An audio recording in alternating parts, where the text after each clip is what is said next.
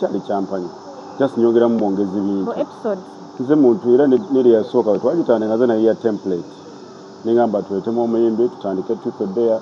So n'ebintu nyongeramu kanati nayogeddemu roast war na kugamba nze obwongo bwange oba bwe I'm a creative man.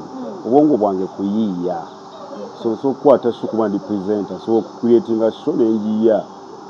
So era byonna bingenda nyongeramu ideas zange. So njagala jyongeramu bintu bingi era mujja kuba mubiraba just goberako ku TikTok page yange Crystal Panda omanyi Chistambula. Twagenda okulaba nga Bruno Kalinga bi idea yo naye ateekako ba socialite ateekako ba media personalities bayimbi.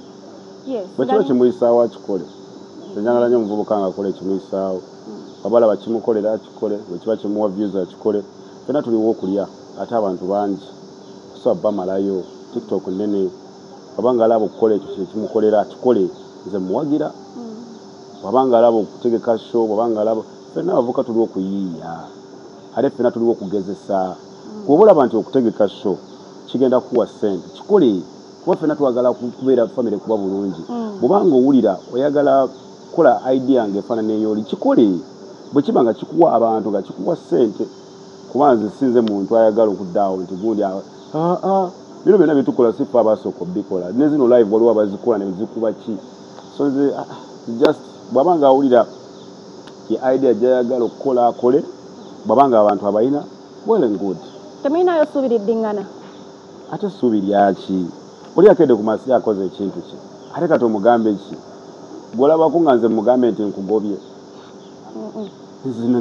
kidde ku maki akoze ekintu kye kati nze mugambe ki just nti bantu mwe muteekawo embeera nammwe muli mumuleka akola ekintu kyomusajja mumusapootinge temuteekateekawo mbeera mbu kati gundi yakozebwa ati kati kyekiddako bw'abanga asazeewo okukola sinze namukuze sinze muliisa sinze mubeezezzaawo oli star kati bw'abanga star kiggwe mwana kagende nkola esho naye nga tewajja ku show ye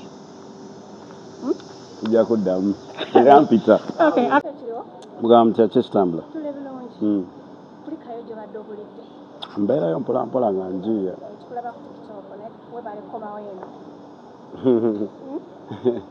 nakomyewo era ndi happy okudda ku interview bankubira ne bagamba jangu tukwetagoddemu okolera vibe mukyala Fabia yankubira and then I had to pull up. Okay. Kiki obadde omisinga yeno?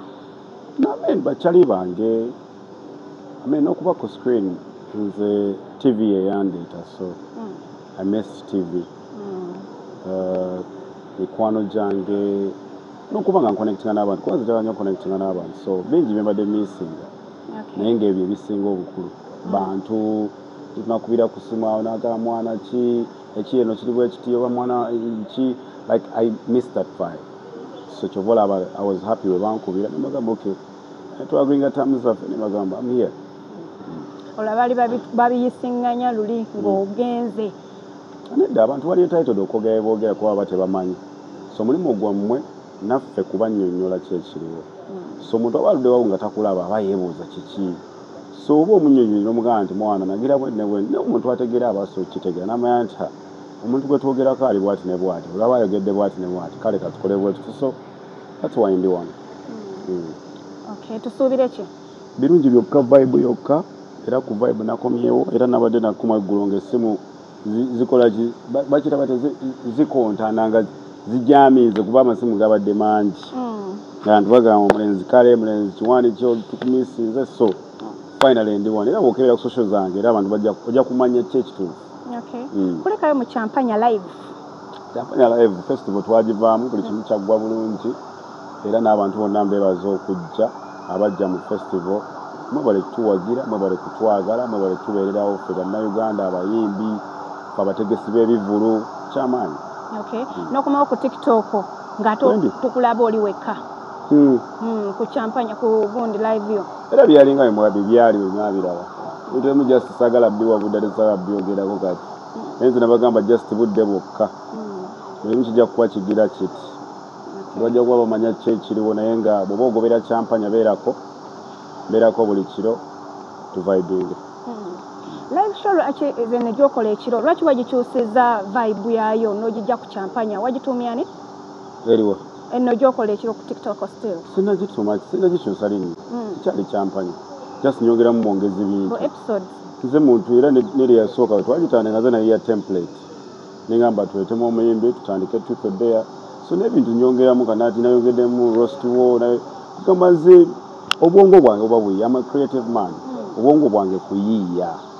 So kukwata sho kuba ndi presenter so creating a show nenjiya.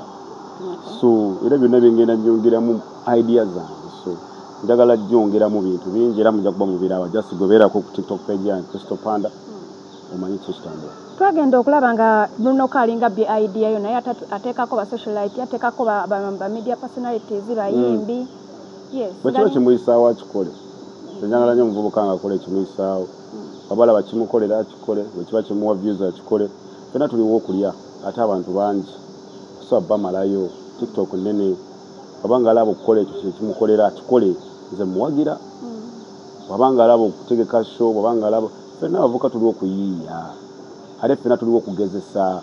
Kubola abantu okutegeka show kigenda kuwa sente. Kikole kuba fena twagala kubeera family kuba bulungi. Bw'obanga owulira oyagala kola idea ng'efaanana ey'oli kikole. Bwe kiba nga kikuwa abantu nga kikuwa sente kuba nze sinze muntu ayagala okuddaawo nti gundi bino byonna byetukola sifa abasooka obikola ne zino live waliwo abazikola ne zikuba ki so nze just bw'abanga awulira ye idea gy'ayagala okukola akole bw'abanga abantu abalina well and good. Temulinayo ssuubi liddiŋŋana. Ate ssuubi lyaki oli akedde ku masi akoze ekintu ki ate kati omugambe ki bw'olabako nga nze mugambe nti nkugobye kidde ku makya akoze ekintu kye kati nze mugambe ki just nti bantu mwe muteekawo embeera nammwe muli mumuleka akole ekintu kyomusajja mumusapootinge temuteekateekawo mbeera mbu kati gundi yakozebwa ati kati kyekiddako bw'aba nga azezeewo okukola sinze namukuze sinze muliisa sinze mubeezezzaawo oli star kati bw'aba nga star kiggwe mwana kangere nkola esho naye nga tewajja ku show tujja kuddamu era mpita.